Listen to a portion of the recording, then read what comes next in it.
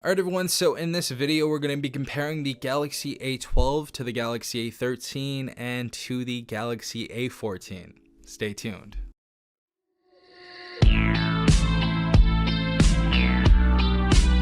Alright everyone, hopefully you guys are having a good day. Hopefully everyone is safe out there. We have the Galaxy A12 that was released, of course, November 24th, 2020. The Galaxy A13 that was released December 2nd, 2021. And the Galaxy A14 that was, of course, released this year, January 4th, 2023. Now we're going to be going over the specifications and just my experience with these devices and tell you which one I like the best or which one was like the best upgrade or whatever.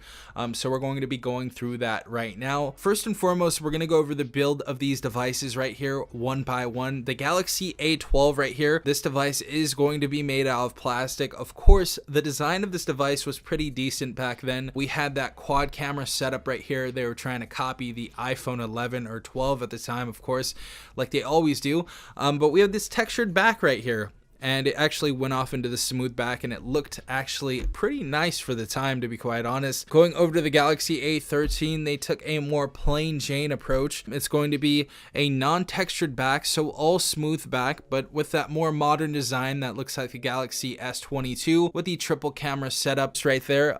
Not my favorite design on the A series lineup, just because there wasn't any textures or anything really new that was upgraded right there. Just really plain Jane. I thought it was okay though. And my favorite design thus far on the A series teen devices, I guess you would call them, and that is the Galaxy A14 right here. Alright everybody, so going into the displays on these devices, starting off with the Galaxy A12 on the left, of course, this is going to be a 720p display, so 720 by 1600, 20 by 9 aspect ratio, and a 270 ppi.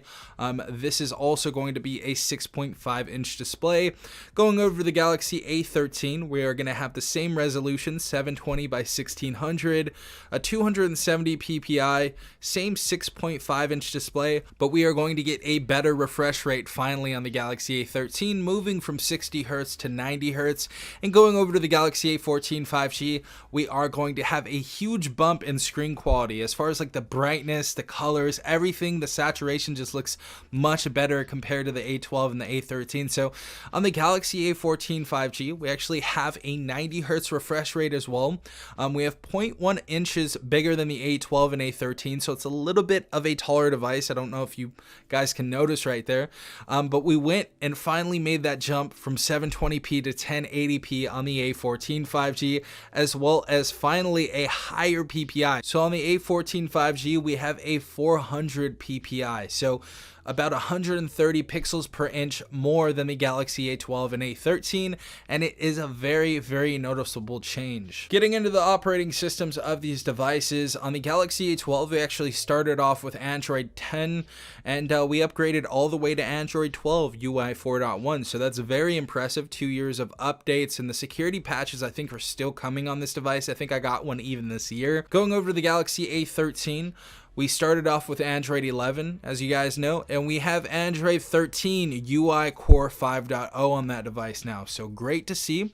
And of course, the Galaxy A14, it started off with Android 13, and we have the same One UI Core 5.0. So we have some pretty decent updates coming for the A14, so wait for that. I believe we're going to go all the way up to Android 15. Now starting off with the Galaxy A12, our chipset is the MediaTek Helio P35, and at the time I thought this was a pretty okay processor. I don't think it was the best in the world, but at the time it ran pretty well. You can find some slowdown on this device now. I would not recommend picking up this device now. It's not a really good running device, especially with Android 12 UI 4.1. You're going to want to get something a little bit faster, and especially like the prices of the devices. You can get such good phones right now for the price of the Galaxy A12. But going over to the Galaxy A13, that's when we got the Dimensity 700 processor, and at the time this was a decent processor. At the end of 2021, I thought it ran pretty well. We could run, you know, of course, PUBG, we can run Call of Duty Mobile really well. And the sucky thing is, going over to the Galaxy A14 5G, we kept the same processor.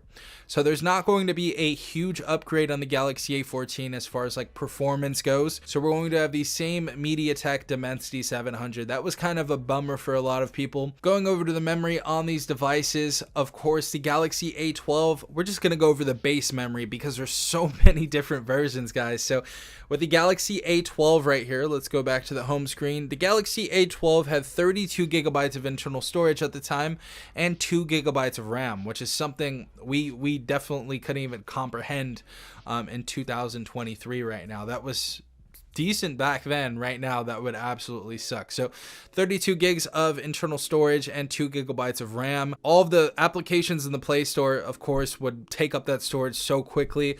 Going over to the Galaxy A13, we got double the storage finally. We have 64 gigabytes of internal storage and 4 gigabytes of RAM for a base model.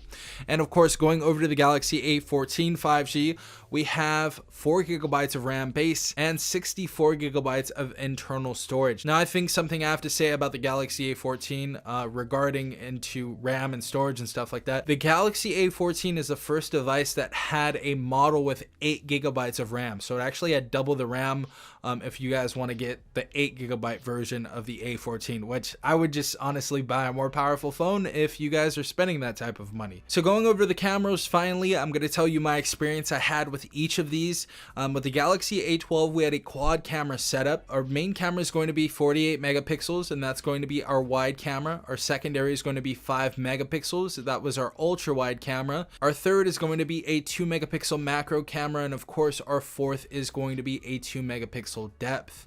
For the features, we have LED flash, panorama, and HDR, and the rest of these devices have that as well.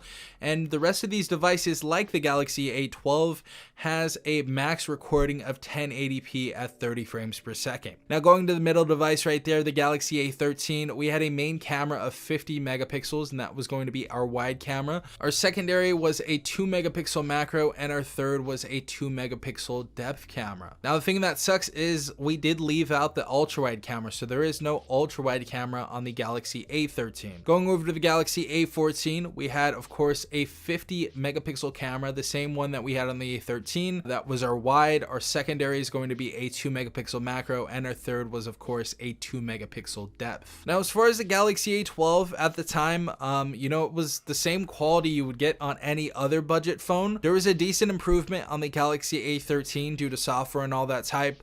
I believe we did get a new sensor, if I'm not mistaken, but the quality was a little bit better.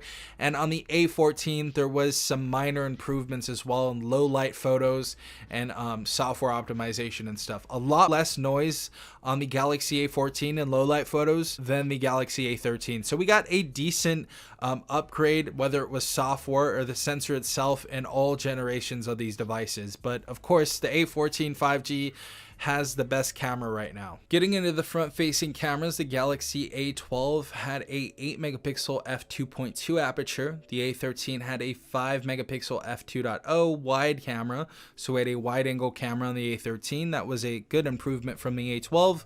And of course, the Galaxy A14 5G had a 13 megapixel f2.0 aperture, and that was a wide angle camera as well. All these devices were capable of recording at 1080p 30 frames per second for a front facing camera as well. Now, as far as the speakers on these devices, all of them got mono speakers, so no stereo speakers on these devices, and all of them, up until the Galaxy A14 5G, have a 3.5 millimeter headphone jack. So that was a great thing that they kept on all of these devices. Samsung continued to do this.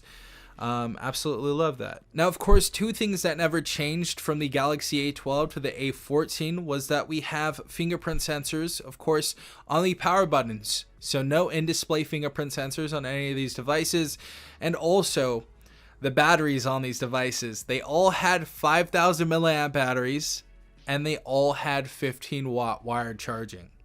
So that was something that didn't change at all. And as far as which device was my favorite so far, considering we have a much better display compared to the A12 and the A13, I would say the Galaxy A14 for its display.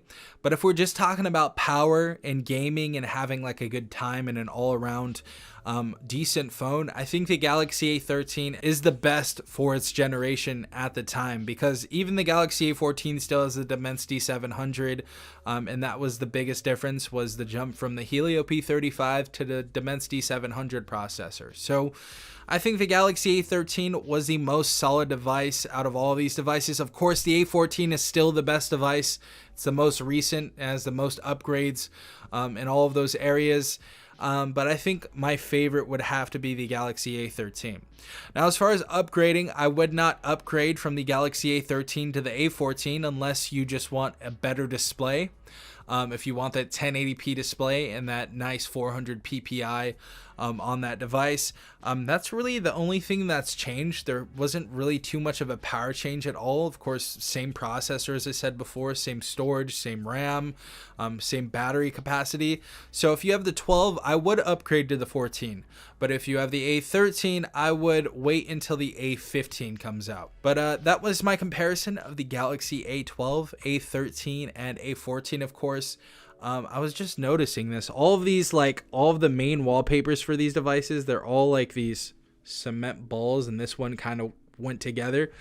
That would have been cool if Samsung did some Easter egg with all of the devices. That would be sick. But that was my comparison of these devices. If I left anything out, let me know in the comment section down below. Also, let me know what device you have in the comment section down below if you have any of these, and what device would be your choice. But hopefully you guys enjoyed this video. Hopefully you have a good rest of your day. This has been Safont from TechRight. Peace out, Tech Gang.